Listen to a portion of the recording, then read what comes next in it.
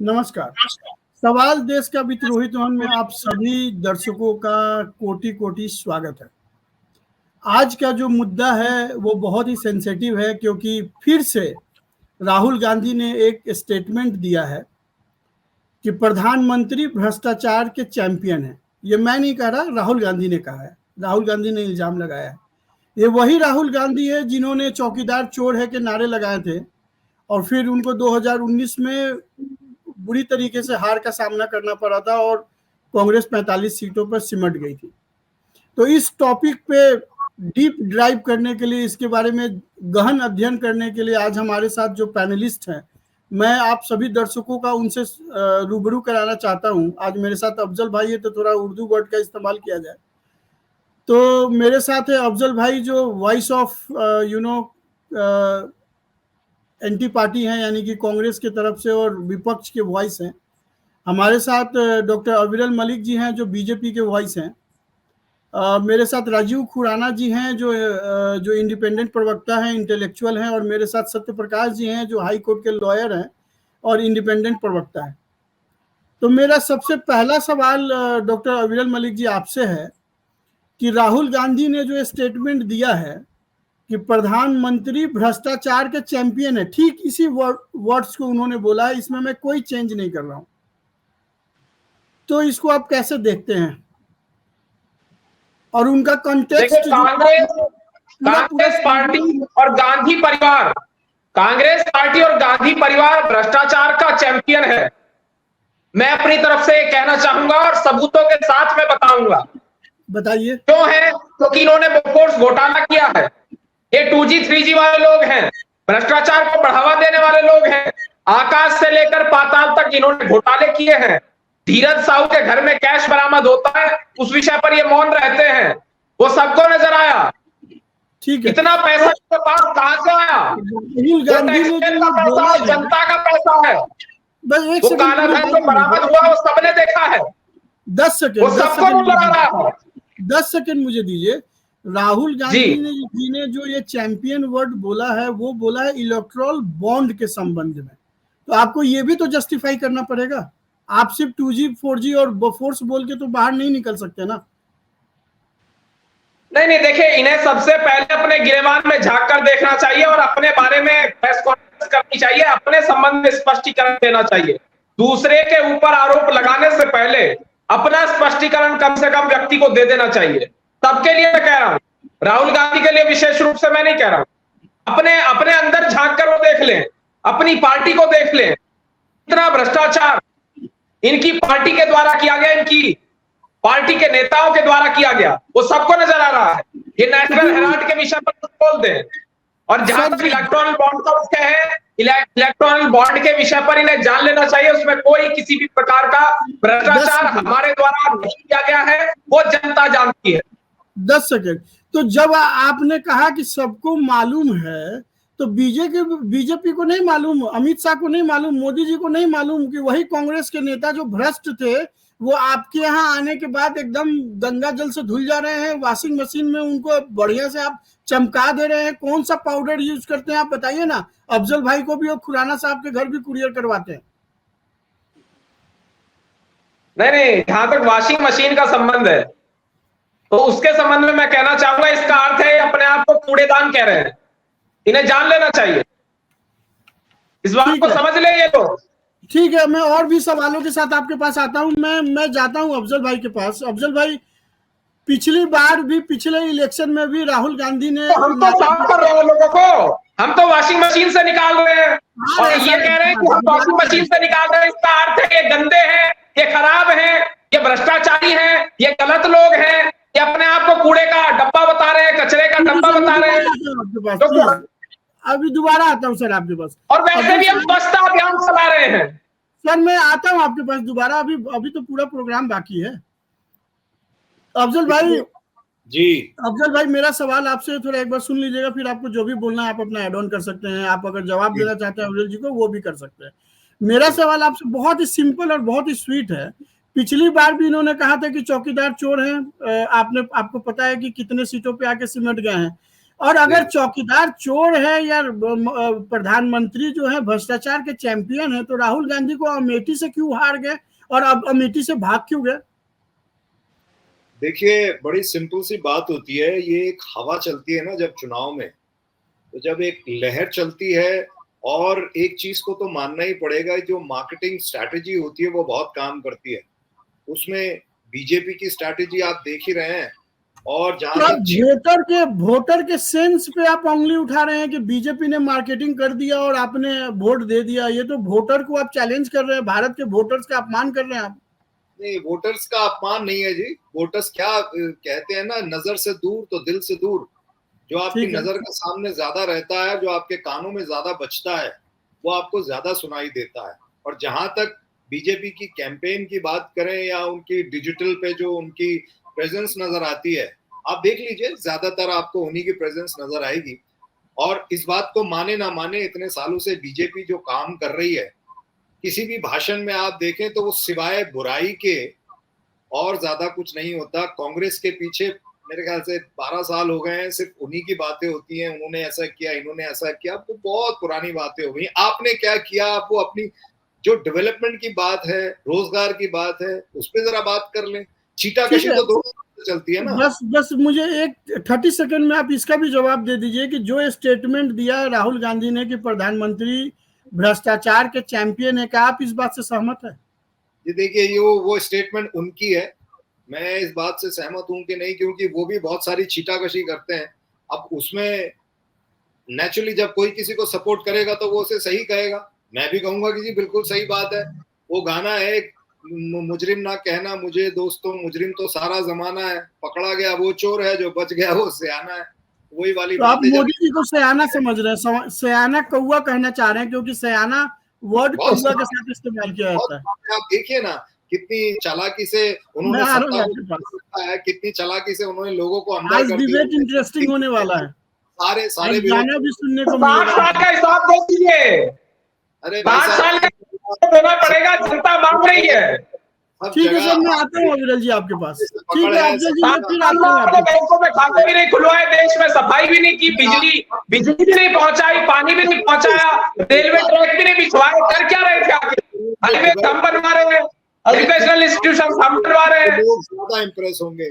पढ़े लिखे लोगों को अब डेवलपमेंट दिखनी चाहिए, तरक्की दिखनी चाहिए, रोजगार दिखना चाहिए, उसकी कोई बात नहीं करता। आप उसकी बात करो ना, सामने वाला क्या कर रहा है? हम उसकी भी बात कर रहे हैं और किरण साहू की भी बात कर रहे हैं, दोनों की हम बात करेंगे। फिर आता हूँ सर, प्लीज आप दोनों के पास फिर आता हूँ, क्योंकि पर्सनल होने से कोई फायदा नहीं है। सत्य प्रकाश जी, मेरा सवाल आपसे है, थोड़ा सा राजनीतिक है। पिछली बार भी इन्होंने एक नारा दिया था, लेकिन उससे उन्होंने कुछ सीखा नहीं। चौकीदार चोर है, वो मुंह की गिरी थी कांग्रेस, लेकिन फिर दोबारा इन्होंने मोदी पे भ्रष्टाचार का आरोप लगा दिया। तो आप इसको कैसे देखते हैं? क्या ये कांग्रेस की रणनीति? आप अपना वॉइस को अनम्यूट कीजिए। जी, जहां तक बात आरोप लगाने की है, आप राजनीति में ऐसी बातें चुनाव के समय कोई नई बात नहीं होती है। और आरोप लगाने के साथ साथ अगर आप कोई तथ्य देते हैं तो जनता आप पे विश्वास करती है। जहां तक पिछले 9.5 सालों में अगर आप देखें तो आपको ये बात समझ में आएगी कि जितने भी आरोप लगाए गए भारतीय जनता पार्टी के मुखिया नरेंद्र मोदी पे, एक भी सबूत नहीं दे पाए। इनके पास एक सबूत निकल के आई है, इलेक्टोरल बॉन्ड। अब मैं इलेक्टोरल बॉन्ड पे बता दूं कि इलेक्टोरल बॉन्ड के पहले क्या होती थी। इलेक्टोरल बॉन्ड के पहले भी बिजनेसमैन और भ्रष्ट लोग चंदा देते थे। उनको तो बकायदा इलीगल एक्सटॉर्शन की जाती थी, उनके घरों से, उनके शोरूम से गाड़ियां छीन ली जाती थी, उनकी कंपनियां बंद करवा दी जाती थी महीनों कि आप चंदा नहीं देंगे तो आपको आपकी फैक्ट्री चलाने नहीं देंगे। ये जो इलेक्टोरल बॉन्ड पे बार बार बातें की जा रही है कि इलेक्टोरल बॉन्ड देश का बहुत बड़ा भ्रष्टाचार है, तो आप इसको दूसरे पहलू से अगर आप समझे तो जिन कंपनियों ने मैं इसमें एक थोड़ा सा छोटा सा क्वेश्चन ऐड करना चाहता हूं, क्योंकि कांग्रेस का ये कहना है कि ऐसा बहुत सारे एग्जाम्पल है जिसमें पैसा उसने दिया है, डोनेशन दिया, उसका इनकम टैक्स माफ किया गया है, पैसा दिया, उसको ईडी केस से बेल मिल गया है। तो आपको ये भी तो कंसीडर करना पड़ेगा। नहीं, ये जब आप दूसरे पे उंगली उठाते हैं तो 5 उंगली आपकी तरफ, 4 उंगली आपकी तरफ भी तो आता है। आपने बिल्कुल बहुत बढ़िया सवाल जनता के सामने उठाया है। और देखिए, जहां तक बात है कि ईडी और सीबीआई की रेड पड़ी, उसके बाद जो है आपने चंदा दिया और आपने चंदा दिया, आपके खिलाफ जो जांच चल रही थी वो खत्म हो गई। ये खत्म हो गई और नहीं हो गई, ये तथ्यों में जो सामने आई है। अगर आप उन कंपनियों का इतिहास उठा के देखेंगे तो कोई पहली बार उनके यहाँ ईडी की रेड नहीं पड़ी है और सीबीआई की। इसके पहले भी इनकम टैक्स ने उनको नोटिस भेजे हैं। 2 कंपनियां ऐसी है जो गेमिंग ऐप की बात की जा रही है, पहले भी इनकम टैक्स ने उनको नोटिस भेजे हैं। तो ये चंदा एक प्रोसेस अलग है, इनकम टैक्स और ईडी की कार्रवाई अलग है। ये कोई एक्सटोर्शन रैकेट चलाने की बात है, ये तो बाद की बात है। आरोप अगर विपक्ष लगा रही है तो विपक्ष को सॉलिड सबूत वो देने थे कि भ्रष्टाचार मोदी जी ने किया। ठीक है, खुराना साहब आपका क्या कहना है इस सवाल पे, फिर मैं नए सवाल के साथ आता हूँ। मेरा ये मानना है, पहली बात तो कोई भी बात, कोई आरोप लगा कौन रहा है और उसकी क्रेडिबिलिटी क्या है। मैं आपको एक छोटी सी बात एग्जांपल देता हूँ 10 सेकंड में। अगर रतन टाटा से पूछा जाए कि आपकी मेहनत का, आपका राज क्या है इतना बड़ा एम्पायर खड़ा करने का, वो कहेगा हार्ड वर्किंग। एक रिक्शे वाले से पूछा जाए, वो कहेगा हार्ड वर्किंग। तो हमें किस पे ट्रस्ट करना चाहिए? ऐसे हम रतन टाटा पे करेंगे। देखिए, राहुल गांधी जो कह रहा है, मैं डिनाई नहीं कर रहा, अगर राहुल गांधी कह रहा है जो भी आरोप लगाता है, पेगासस पे लगाया, उस पे लगाया, वो प्लेन जो थे राफेल, जो भी लगाए, आप कोर्ट में आपके आरोप सब गिर जाते हैं, सब फेल हो जाते हैं, आप माफिया मांगते हैं या आपके अगेंस्ट वारंट निकलते हैं, आप वहां चक्कर काट रहे हैं। मेरा कहने का मतलब है, मैं सत्य प्रकाश जी की एक बात से सहमत हूँ। आप आरोप लगाओ, पॉलिटिकल हो, आप आरोप लगाओ, लेकिन उस आरोप के लिए आप सिद्ध करो और आप कोर्ट में जाओ। रोहित, मैं एक चीज ऐड करना चाह रहा हूँ इसमें। जो बात भ्रष्टाचार की बात की जा रही कि मोदी जी चैंपियन है, तो अगर इलेक्टोरल बॉन्ड पे ही मान लिया जाए कि भारतीय जनता पार्टी ने भ्रष्टाचार किया है, तो क्या कांग्रेस पार्टी ने चंदा नहीं लिया, टीएमसी ने नहीं लिया, सपा ने नहीं लिया? सत्ता में तो नहीं है ना। तो बात तो ये हो गई ना कि तुमने लिए 100 करोड़, हमने लिए 20 करोड़, तो तुमने 80 करोड़ ज्यादा लिए, तो तुम ही केवल अपराधी हो या तुम ही केवल अभियुक्त हो। ऐसी बात नहीं हो सकती। अपराध की जो श्रेणी है वो बराबर है, तो इसके मतलब सब भ्रष्ट है। ठीक है, मैं फिर आता हूँ आपके पास सत्यप्रकाश जी। अफजल भाई, एक चीज समझने वाली बात है, और मैं बहुत ही जेन्युइनली ये हर डिबेट में बोलता हूँ कि एक अच्छे सरकार के लिए एक स्ट्रॉन्ग विपक्ष का होना जरूरी है। और भारत में अगर कोई विपक्षी पार्टी बन सकती है जिसका पैन इंडिया पहुंच है, वो कांग्रेस है। लेकिन आज के डेट में कांग्रेस इतने कम सीटों पे लड़ रही है, हर स्टेट में उसने रीजनल पार्टी को ज्यादा सीटें दे रखी है। तो ऐसे कंडीशन में जब मेन पार्टी ही बहुत ही कम सीटों पे लड़ेगी और खुद जो है वो अपना जो है परमानेंट सीट जहां पे उनका पूरा खानदान लड़ता था उसको छोड़ के उनको वायनाड जैसे जहां पे मुसलमानों का 56 से 70% वोट है, एकदम सेफर सीट पे जाना पड़ रहा है, मतलब इंडिया के सबसे सेफर सीट पे जाना पड़ रहा है केरला में। तो ये क्या, ये तो बहुत ही दुर्दशा दिखाती है ना। तो इसमें क्या कॉन्फिडेंस है? आप पहले भी इन दोनों भाइयों की जोड़ी बनी थी और आज फिर इन दोनों भाइयों की जोड़ी बन रही है। पहले भी इन्होंने चौकीदार चोर का नारा लगाया था और आज भी बोल दिया कि नरेंद्र मोदी सबसे भ्रष्ट हैं और सबसे चैंपियन है भ्रष्टाचार में।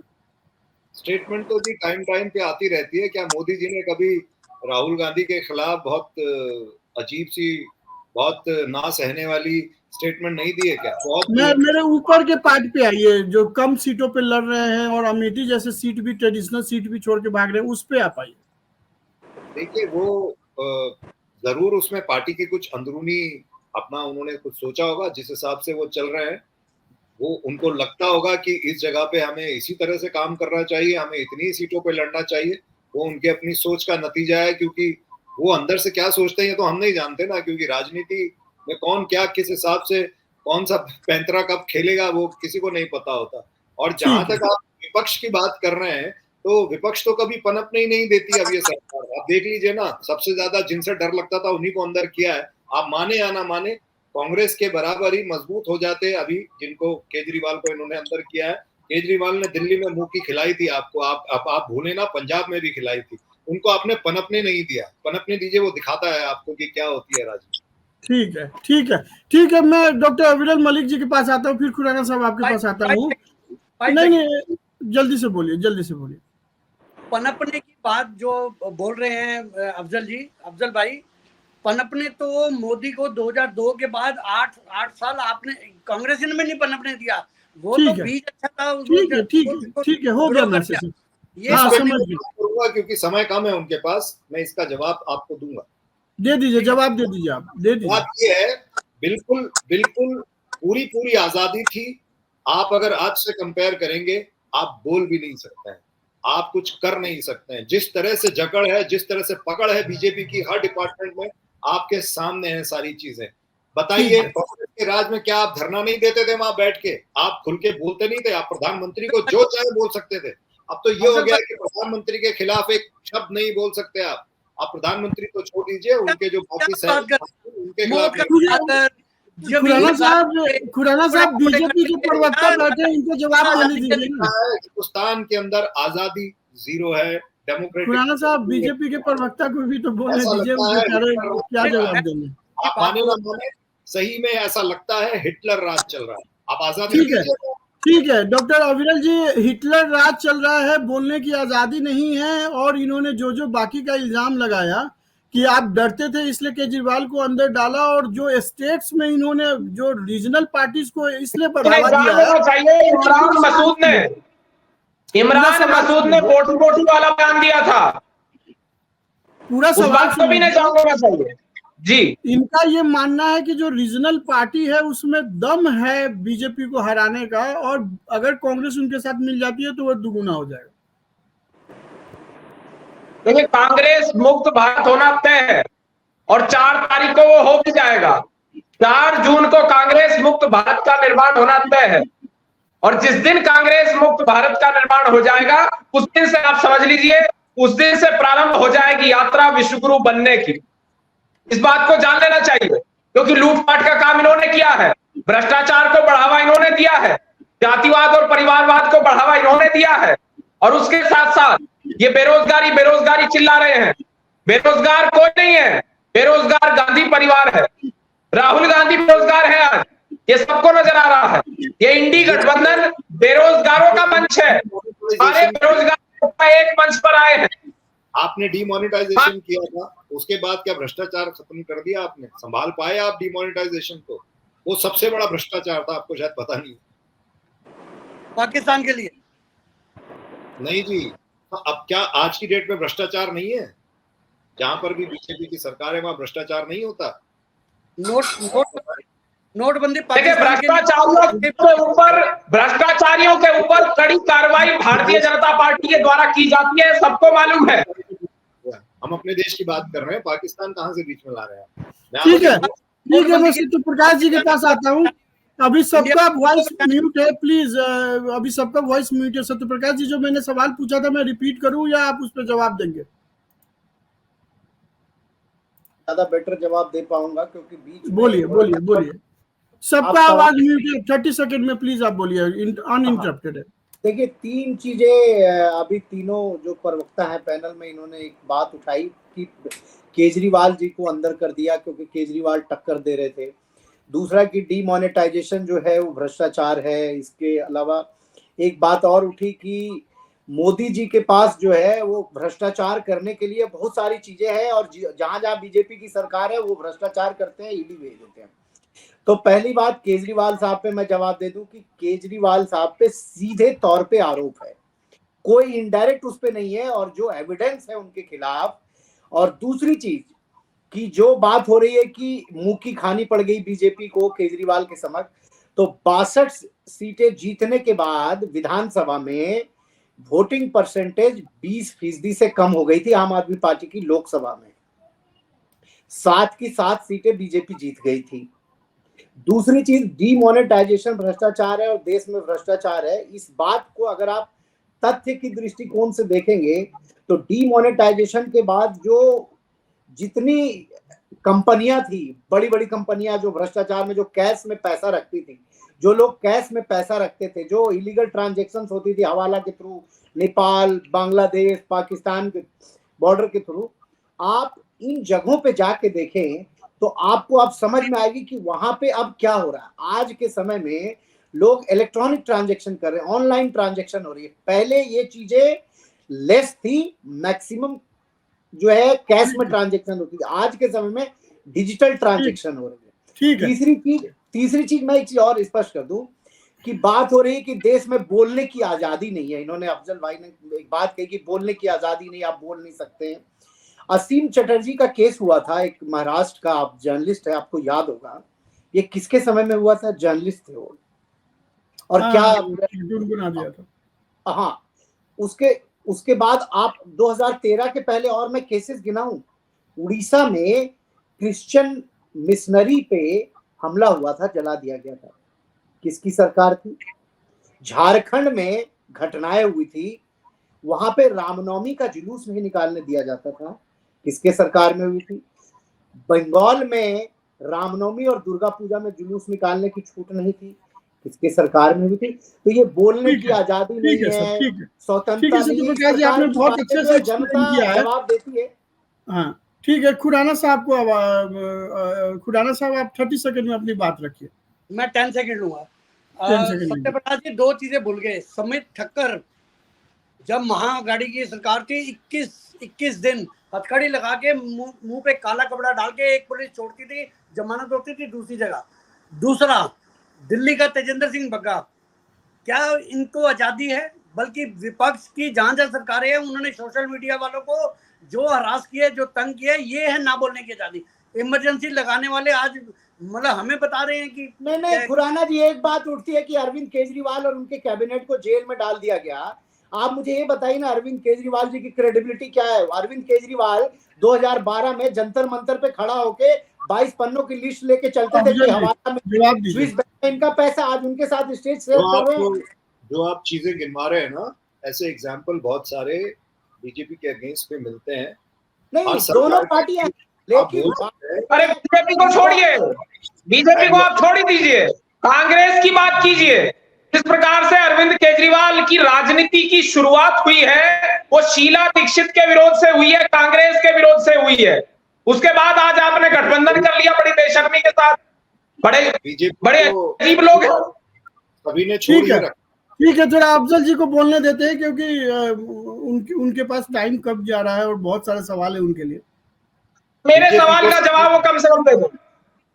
ठीक है, आप बोलने देंगे तो सवाल का जवाब मिलेगा। जी जी, बोलिए ना प्लीज। छोड़ दीजिए, तो बीजेपी को छोड़ ही रखा है। अगर पकड़ के रखा होता आज ये नौबत नहीं आती। जहां तक आप बात कर रहे हैं कि किस जर्नलिस्ट के साथ क्या हुआ, सबसे बड़ा हादसा बेंगलोर में देख सकते हैं। जो आते हैं सर को बोलने दीजिए। बोलिए, आप बोलिए, आप उंगली कर रहे हैं तो आप बोल दीजिए। नहीं, आप बोलिए, आप बोल दीजिए, प्लीज आप बोलिए। बेंगलोर में जिस जर्नलिस्ट के साथ जो हादसा हुआ था, वो भी आप अच्छे से जानते होंगे। दिन दिहाड़े क्या हुआ था वो भी आप अच्छे से जानते होंगे। मैं इसलिए कम बोल रहा हूँ क्योंकि बोलने की आजादी बहुत कम है। और ये आप लेडी पत्रकार के बारे में बोल रहे हैं जिनके सर पे गोली मार दिया गया था? जी, और अगर गूगल करेंगे तो बहुत सारी लिस्ट, इन बातों में कुछ रखा नहीं है कि किसको कब। आप कहते हैं कि जी इमरजेंसी का टाइम वो इंदिरा जी का टाइम था। अब अगर इतने पुराने गड़े मुर्दे उखाड़ेंगे तो पता नहीं कहां तक चले जाएंगे, 200 साल पीछे भी जा सकते। नहीं ठीक है, अभी करंट पे बात करते हैं, भ्रष्टाचार पे ज्यादा बात कर रहे हो। इंदिरा गांधी जी कांग्रेस की प्रधानमंत्री ही थी, ये भी जान लेना चाहिए। भारतीय जनता पार्टी में नहीं थी इंदिरा गांधी जी, इस बात को कम से कम ध्यान में रख लीजिए। और इंदिरा जी की हम बात कर रहे हैं। उस डिवाइस पे आवाज बहुत आराम से आती है मलिक साहब, इतना चिल्लाने से कोई फायदा नहीं है। आराम से बोलिए, 4-5 लोग ही बात कर रहे हैं। नहीं देखिए, मुझे तो बिल्कुल स्वतंत्रता है बोलने की। आप कह रहे हो स्वतंत्रता आपको नहीं लग रही है, तो एक अलग विषय है। संविधान के ऊपर आप सवाल खड़े करते रहिए। कानून की, संविधान की, लोकतंत्र की हत्या आपने 1975 में की थी, वो सबको मालूम है। आज आप कह रहे हैं बोलने की स्वतंत्रता नहीं है, और आपके पार्टी के नेता मोदी जी को क्या कुछ नहीं कहते, क्या कुछ नहीं कहा, नीच भी कहा, किस प्रकार के शब्दों का इस्तेमाल किया वो मैं यूज नहीं करना चाहता हूँ, सबको मालूम है, पब्लिक डोमेन में है। आप एक प्रवक्ता ही नहीं दे पा रहे हैं तो मैं कैसे नहीं, आप बोलिए, आप स्वतंत्र हैं, आप बोलिए, जल्दी बोलिए। तो आप देख लीजिए, लाइव एग्जाम्पल तो आपको दिख ही गया स्वतंत्रता का। आप सोचिए कि वैसे क्या होता होगा जिनके हाथ में सत्ता है। अच्छा, तो मैं अपने अगले सवाल पे आता हूं, जो मेरा अफजल जी से ही है। अफजल भाई, आपको विपक्ष की स्ट्रेटजी क्या दिखाई दे रही है? क्योंकि अभी तक तो इन्होंने अपना एक कॉमन मैनिफेस्टो भी नहीं लॉन्च कर पाए हैं, इनका कॉमन एजेंडा भी सामने नहीं आया। हर पार्टी अपना अपना एजेंडा के साथ अपना अपना जो है प्रॉमिसेस किए जा रहा है। देखिए, दो कारण हो सकते हैं, या और तो पब्लिक किसके एजेंडा को माने, समाजवादी पार्टी के, डीएमके के, या तृणमूल कांग्रेस के, कि शिवसेना उद्धव ठाकरे ग्रुप उनका, कि शरद पवार का? तो ये सबने तो अपने अपने हिसाब से खिचड़ी पका रखा है। हमारी हिंदुस्तान की जो जनता है, आपको क्या लगता है वो किस बिहाफ पे वोट करती है, या किस बिहाफ पे कोई प्रोडक्ट भी खरीदती है? आपको क्या क्या लगता है? मैं आपको इसका जवाब नहीं दे पाऊंगा, क्योंकि जो भी वोट डालने जा रहे होते हैं, 80% जनता को नहीं पता होता कि किस सरकार ने क्या काम किया है। 20% जनता शिक्षित होती है, अच्छे से जानती है कि कौन सरकार क्या कर रही है। 80% जनता सिर्फ देखे हुए पे, कान के पास बज रहा होता है, उस पे नहीं, देखिए, एक वीडियो का आप जवाब दे दीजिए। एक वीडियो में दिखाता हूँ आपको।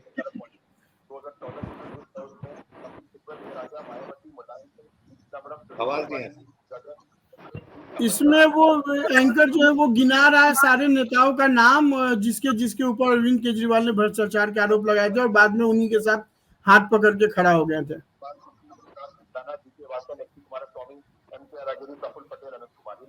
ठीक है अविरल जी, हो गया, वीडियो देखा हुआ है सबने। पहले नहीं दो। देश की मजबूरी है, बीजेपी को हराना जरूरी है, ये अरविंद केजरीवाल कह रहे हैं, चाहे भ्रष्टाचारियों के मंच पर जाकर खड़े हो जाएं। इन्हें भ्रष्टाचारी कहा था, इन्होंने खुद कहा था, उनके साथ गठबंधन कर लिया, और भ्रष्टाचारियों के साथ गठबंधन करना भी जरूरी है, क्योंकि मोदी और अमित शाह को हराना है। ये मैं नहीं कह रहा हूं, अरविंद केजरीवाल का स्टेटमेंट। ठीक है सर। अफजल जी, मैं आपके पास आता हूँ। अफजल जी, मेरा एक और सवाल है, क्योंकि टाइम कम है, इसलिए मुझे लगातार सवाल पे जाना पड़ रहा है बिना ये कह रहे हैं मोदी हटाओ, हम कह रहे हैं गरीबी हटाओ। ये कह रहे हैं मोदी हटाओ, हम कह रहे हैं महंगाई हटाओ। ये कह रहे हैं मोदी हटाओ, हम कह रहे हैं। आ रहा हूँ। राहुल गांधी ने एक प्रॉमिस किया है कि हर परिवार के एक महिला को, गरीब परिवार की एक महिला को 8,500 यानी कि साल का 1 लाख देंगे। अभी आपको पता है कि देश में कितने गरीब परिवार हैं, और इसकी वजह से इसका कितना बजट बनेगा, और इसका कितना बड़ा बोझ बन जाएगा भारतीय इकोनॉमी पे? और क्या आरबीआई सक्षम है इतना बड़ा पेमेंट रिलीज करने में? क्या इसका कोई सर्वे है, कोई डेटा है, कोई आपने सोचा है? क्या आरबीआई उस टाइम सक्षम थी जब ये डिमोनेटाइजेशन कर रहे थे कि ये वाकई नोट बदले जाएंगे सारे? आरबीआई तब भी सक्षम नहीं थी, लेकिन फिर भी हुआ था। आप जो वो कह रहे हैं तो उन्होंने भी कुछ सोच के कहा होगा, लेकिन अगर आप उन्हें मौका ही नहीं देंगे तो वो करेंगे कहां से? सारी बात तो अगर मौका दे भी दिया जाएगा तो इतना बड़ा फंड वो पाकिस्तान से तो ला नहीं पाएंगे। वो पाकिस्तान तो ऐसे नंगा भूखा है, या चाइना से लाएंगे, क्योंकि कांग्रेस का तो चाइना के साथ भी पैठ है ना। उनकी अपनी कुछ प्लानिंग होंगी, उनके अपने कुछ होंगे, चाइना से भी लाने की प्लानिंग है। और जहां तक आप डिमोनेटाइजेशन की बात करते हैं, उसके बाद आप सोचते हैं कि भ्रष्टाचार खत्म हो गया, जैसे सत्य प्रकाश जी ने कहा था कि डिजिटल के थ्रू पैसा ट्रांसफर हो रहा है प्रॉपर्टी बाजार में? आप क्या सोचते हैं कि क्या सारे का सारा काम जो है वो चेक पे होता है या वाइट पैसे होता है? एक और सवाल मेरा ले लीजिए। राहुल गांधी ने एक भाषण में कहा था, राहुल गांधी जी ने एक भाषण में कहा था, ऐसे एक झटके में गरीबी दूर कर दूंगा। तो जब पिछली सरकार थी, सब 75 साल तक, 60 साल तक जब कांग्रेस की सरकार थी, तो वो चुटकी नहीं बजा पा रहे थे, वो हाथ में कुछ हो गया था, चिपक गया था हाथ। नहीं, मैं तो ये मानता हूं कि बीजेपी ने बड़ा अच्छा कैंपेन शुरू में चलाया था, अच्छे दिन आने वाले हैं, इतना ही सुन के लोग डांस करने लगे थे। लेकिन जब वो जीत गए तो उन्होंने बाद में बताया कि आपने पूरी बात तो सुनी नहीं, अच्छे दिन आने वाले हैं हमारे, तुम्हारे नहीं। ठीक है, मैं सत्यप्रकाश जी के पास जाता हूँ। इन तीनों सवालों का एकदम छोटा छोटा जवाब दीजिएगा। एक, कि भाई उनका तो कॉमन मैनिफेस्टो आज तक नहीं बन पाया है, कॉमन उनका क्या एजेंडा है? कॉमन सब रीजनल पार्टी अपने अपने हिसाब से, अपने अपने लैंग्वेज, अपने अपने प्रेफरेंस के हिसाब से कमिटमेंट्स किए जा रहे हैं पब्लिक से। दूसरा मेरा सवाल था कि ये जो 8,500 रुपया मंथली, मतलब कि जो मंथली और सालाना 1 लाख रुपए जैसे बजट की बात कर रहे हैं, जो कि इम्पॉसिबल लग रहा है अभी तो। और तीसरा कि एक झटके में ये जब गरीबी खत्म कर सकते थे, तो 65 साल तक क्या हुआ था, हाथ चिपका हुआ था तीनों पे एकदम 30 सेकंड। और खुराना साहब आप भी ये क्वेश्चन नोट कर लीजिए। जहां कॉमन मैनिफेस्टो की बात है रोहित जी, आज अभिषेक बनर्जी ने एक स्टेटमेंट दिया कि भारतीय जनता पार्टी अगर जीत जाएगी तो फीस खाने पे बैन लगवा देगी। तो आप इनके मैनिफेस्टो का इस बात से अंदाजा लगा लें कि इनके पास तो मैनिफेस्टो में कोई वैसी चीज है नहीं। जो कॉमन मैनिफेस्टो है वो टीएमसी कुछ कह रही है, सपा कुछ कह रही है, राजद कुछ कह रही है, महाराष्ट्र में एनसीपी कुछ बोल रही है, झारखंड में जेएमएम कुछ बोल रही है। कांग्रेस पार्टी की मैनिफेस्टो की जो आपने बात की कि 8,500 देने की बात है, तो फ्री बीज का तो जमाना है पॉलिटिक्स में। जब से अरविंद केजरीवाल, बजट आएगा कहाँ से, इतना पैसा आएगा बजट? अब राजनीतिक पार्टियां कहां से बजट लाएंगी ये तो वो बता सकते हैं जो सत्ता में आएंगे। और तीसरी बात ये रही कि इनके पास चुनाव में जो 70 वर्षों में नहीं कर पाए वो आने वाले 7 साल में कर देंगे। और राहुल गांधी इस चीज को बड़ी आसानी से कर देंगे। वो तो तब करेंगे ना जब चुनाव जीत जाएंगे। वो सवाल तो ये है ना कि चुनाव वो जीतेंगे कैसे। खुराना साहब आप जरा इन तीनों सवालों पे जवाब दीजिए। मैं 10 सेकंड लूंगा, जल्दी से टाइम नहीं है, देखिए ऑलरेडी काफी लेट दो बार एक बात कही उन्होंने कि मोदी जी ने ब्रांडिंग और भारतीय जनता पार्टी ने ब्रांडिंग करके जो है चुनाव जीता है। तो अगर ब्रांडिंग से चुनाव भारतीय जनता पार्टी जीतती ना, तो मुझे लगता है कि 2024 के चुनाव में कुछ करने की जरूरत ही नहीं थी। मोदी जी को 83 रैलीज करने की जरूरत नहीं थी 23 दिनों में। वो तो ऐसी ब्रांडिंग कर लेते सारे टेलीविजन और सारे। जनता बहुत समझदार हो गई है, चाहे कांग्रेस का वोटर हो चाहे बीजेपी का हो। ब्रांडिंग में भी आजादी नहीं है। आप अगर डिजिटल पे जाएंगे, डिजिटल पे आप डाल के देखिए कुछ भी बीजेपी नहीं, मुझे नहीं लगता कि ये आप मैं तो लिखता हूँ, बाकी सभी लोग लिखते हैं। मैं तो कई सोशल मीडिया पे देखता हूँ खुल के लोग लिखते हैं। ऐसी बात भी नहीं कि आजादी नहीं है। हाँ, कांग्रेस पार्टी का कॉमन मैनिफेस्टो नहीं है, विपक्ष के पास मुद्दा नहीं है, उनके पास फेस नहीं है जो टक्कर दे पाए। ये सवाल है, वो सॉलिड है। उसी के थ्रू आपने डिजिटल भी कब्जा रखा। आपने बहुत बढ़िया तरीके से आप मार्केटिंग कर रहे हो। ठीक है सर, ठीक है। खुराना साहब आपके 30 सेकंड शुरू होते हैं अब। पहली बात तो मैंने पहली वाली बात पे आ रहा हूँ कि राहुल गांधी की क्रेडिबिलिटी। दूसरी बात, राहुल गांधी के पास सोल्यूशन है कि 1-1 लाख रुपए वो हर पब्लिक को दे सकता है। उसके पास आलू से सोना बनाने की मशीन है। वो ऐसे पेमेंट ले कर देगा सब। ठीक है सर, ठीक है। मैं एक सवाल पूछ रहा हूँ अफजल भाई से। अफजल भाई जवाब देंगे, फिर डॉक्टर अविरल साहब उसको काउंटर करेंगे। इंडिया गठबंधन का जो साझा मैनिफेस्टो चाहे बने ना बने, एक तो उनका कॉमन एजेंडा जरूर है कि भ्रष्टाचारियों को बचाना है। और मोदी जी ने इसी को बोला है कि भाई मोदी जी जो भ्रष्टाचार से लड़ रहे हैं, और जो इंडी गठबंधन है वो भ्रष्टाचारियों को और परिवारवाद को बचाने के लिए लड़ रहा है। तो आप जवाब दीजिए, फिर डॉक्टर साहब इसका रिप्लाई देंगे। फिर सत्यप्रकाश जी का लाइव एग्जांपल आईपीएल में देखा था क्या? मैच में बैठे हुए जो सबसे बड़ा भ्रष्टाचारी था, एक वो जो मोदी वहां जाके बैठे हुए हैं, नीरव मोदी, जो वहीं से ट्वीट करते हैं, वो जेटली साहब के साथ बैठ के और सुषमा स्वराज जी के साथ बैठ के आपको बकायदा पिक्चर भी छपा था कि देखिए ये भ्रष्टाचार का लाइव एग्जाम्पल है। आपको वो एग्जाम्पल नजर नहीं आया? भ्रष्टाचार नहीं था, वो क्या था? ठीक है, हो गया। बीजेपी जीरो भ्रष्टाचार करती है। आप किसी भी सरकारी डिपार्टमेंट में जाइए, भ्रष्टाचार की कीमत बढ़ चुकी है पहले से। पहले भ्रष्टाचार अगर 2 रुपए का होता तो भ्रष्टाचार मुश्किल से होता। अगर मुश्किल से भी होता है तो बहुत सारे पैसे देने पड़ते हैं। आप जाइए, आप मुझे बता दीजिए कहाँ भ्रष्टाचार नहीं होता। आप ये कहना चाह रहे हैं कि भ्रष्टाचार कम है इसलिए उसकी कीमत ज्यादा हो गई है क्योंकि मार्केट का रेट बढ़ गया है। भ्रष्टाचार का प्रकोप फैला दिया गया है कि भ्रष्टाचार नहीं है इसलिए पैसे ज्यादा लगते हैं। तो ही 10 सेकंड खुराना साहब, 10 सेकंड खुराना साहब। आप किसी डिपार्टमेंट में जाइए, आपको भ्रष्टाचार मिलेगा ही मिलेगा। सर हो गया, आपने मैसेज दे दिया। जी खुराना साहब बोलिए। राजीव गांधी ने कहा था कि मैं 1 रुपया भेजता हूँ 15 पैसे पहुंचते हैं। ये राहुल गांधी ने नहीं, राजीव गांधी ने कहा था। राजीव गांधी ने कहा था कि जब मैं 1 रुपया भेजता हूँ नीचे 15 पैसे पहुंचे। 85 वालों के पेट में दर्द है, ये है प्रॉब्लम। 15 वाले तो बहुत खुश है, उनको डायरेक्ट मिल रहा है डिजिटली, ये है प्रॉब्लम। डॉक्टर अविरल जी आप क्या कहना चाहते हैं? जो मोदी जी ने कहा है, मोदी जी ने कुछ सोच के ही कहा होगा कि भाई विपक्षी जो है भ्रष्टाचार और परिवारवाद को बचाने में लगी हुई है। और मोदी जी ये भ्रष्टाचारियों को बचाने का काम कर रहे हैं और वो सबको नजर आ रहा है। देश की जनता को ये मूर्ख ना समझे। देश की जनता अंधी नहीं है, देश की जनता सब कुछ जानती है और वो नस नस से वाकिफ है इस इंडी गठबंधन के नेताओं की। हम सब कुछ जानते हो, देश की जनता सब कुछ जानती है।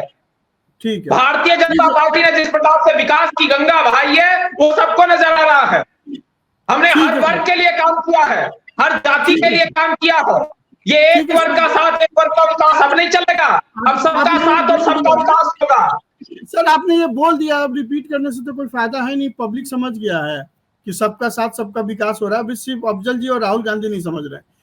सत्य प्रकाश जी 30 सेकंड में कृपया आप पूरे टॉपिक को जिस तरीके से आप समराइज करना चाहें अपनी बुद्धि के हिसाब से। मैं आ रहा हूँ, आपको दूंगा पूरा 30 सेकंड अनइंटरप्टेड दूंगा सर, पूरा 30% अनइंटरप्टेड दूंगा। आप मेरे पे भी कमेंट कर सकते हैं। आप इसको एडिट मैं करोगे तो आपने 30 सेकंड्स का टाइम मुझे दिया और 30 सेकंड्स में 20 सेकंड तो आपने जो है नहीं दोबारा ले लीजिए, दोबारा ले लीजिए, मैं अभी से काउंट। देखिए, जहां तक विपक्ष की बात है, इस 2024 के लोकसभा चुनाव में विपक्ष और जो इंडी गठबंधन है आपस में इनकी जो तालमेल है वो कहीं ना कहीं तो कुछ दिख रही है, कमी है। अगर इनकी तालमेल अच्छी होती है और अगर कोई कॉमन एजेंडा, जिस प्रकार से ये बात कर रहे हैं, कॉमन एजेंडा अगर पब्लिक को दिखेगी तो मुझे लगता है कुछ हद तक बेनिफिट तो होंगी इनको। लेकिन अगर कॉमन एजेंडा नहीं है और इसी प्रकार से जैसे अभिषेक बनर्जी और तेजस्वी यादव और चंपई सोरेन और अखिलेश यादव कुछ का कुछ बयान देते रहेंगे तो मुझे नहीं लगता कि ये बीजेपी को टक्कर देने की स्थिति में रहेंगे। खुराना साहब आपके 30 सेकंड प्लीज। म्यूट है उनका, माइक म्यूट है। आज के टॉपिक पे ही बात करूंगा। हाँ, आज ही के टॉपिक पे प्लीज। राहुल गांधी केजरीवाल के बाद सबसे बड़ा माफीवीर, सबसे ज्यादा कोर्ट कचहरियों में अपनी जबान के कारण, लूज टॉक के कारण झेल रहा है। आने वाले टाइम में और झेलेगा अगर ऐसे ही वो, उसको राजनीति की समझ नहीं है बिल्कुल भी। मेरा बिल्कुल स्पष्ट मानना है कि इनको और ज्यादा कोर्ट से प्रॉब्लम आने वाली है। ठीक है, तो आरोप लगाओ और प्रूव करो, नहीं तो ठीक है सर। ठीक है सर। अफजल भाई आपका 30 सेकंड अनइंटरप्टेड। देखिए भाई, मैं तो यही बोलूंगा कि फर्स्ट ऑफ ऑल तो मैं ये पूछ रहा हूँ रोहित भाई, ये रिकॉर्डेड है ना, लाइव तो नहीं है ना? नहीं, लेकिन ये लाइव ही समझिए, कुछ भी नहीं कटेगा। आप जो बोलना चाहेंगे वही जाएगा, प्लीज। हम कंटेंट पॉलिसी है हमारा, हम कुछ भी नहीं काटते, किसी का भी नहीं काटते। मैं कह रहा हूँ काट देना, क्योंकि पॉलिटिकल नॉलेज मुझे उतनी नहीं है, मैं एंटरटेनमेंट का बंदा हूँ, इसलिए कह रहा हूँ। ठीक है, बोलिए।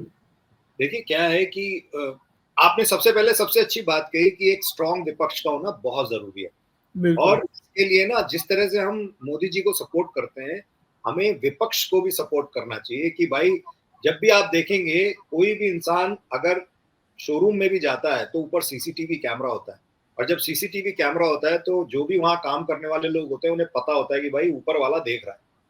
तो अगर विपक्ष ही नहीं होगा तो आप खुद भी समझ सकते हैं। ये ठीक है सर, विपक्ष का होना जरूरी है। और कुछ बोलना चाहते हैं राहुल गांधी के स्टेटमेंट पे? और कुछ बोलना चाहते हैं 10 सेकंड में? राहुल गांधी के स्टेट, देखिए ये तो सिंपल सी बात है, अगर उन्हें चोर बोला जाएगा तो वो भी चोर बोलेंगे ही सामने वाले को। और तो उनके पास सबूत नहीं होगा तब भी बोलेंगे, जरूरत नहीं होगी तब भी बोलेंगे। मैंने वही कहा ना, पकड़ा गया वो चोर है, जो बच गया वो सियाना। एक गाना गा के सुनाना चाहेंगे इसी के ऊपर, छोटा सा 10 सेकंड जल्दी से। कहना मुझे लोगों, मुजरिम तो सारा जमाना है, ठीक है सर, थैंक यू। वो चोर है, जो बच गया वो सयाना है, और वही वाली बात। Thank you sir, thank you. अब डॉक्टर अविरल जी आपका 30 सेकंड। जी देखिए, भारतीय जनता पार्टी का जो कामकाज है वो सबको नजर आ रहा है और हम विकास करते रहेंगे, डेवलपमेंट की पॉलिटिक्स हम करते रहेंगे, ये करप्शन को बढ़ावा देते रहे, वो इनका काम है, जनता समझ रही। ठीक है, मेरे ख्याल से जनता समझ गई और आपका आवाज भी चला गया। तो इसी के साथ आज का प्रोग्राम यहीं पे हम समाप्त करते हैं। वो सबको नजर आया, सबने देखा। ठीक है जी, ठीक है। तो आज हम कह रहे हैं इंडिया फर्स्ट, हम कह रहे हैं इंडिया फर्स्ट, हम कह रहे हैं नेशन फर्स्ट, और ये कह रहे हैं करप्शन फर्स्ट। ठीक है, ठीक है। तो इसी के साथ आज का समय समाप्त होता है। आप सभी पैनलिस्टों का बहुत बहुत धन्यवाद। राजीव खुराना जी आपका बहुत बहुत धन्यवाद, सत्य प्रकाश जी आपका बहुत बहुत धन्यवाद, डॉक्टर अविरल मलिक जी आपका बहुत बहुत धन्यवाद और अफजल जी आपका बहुत बहुत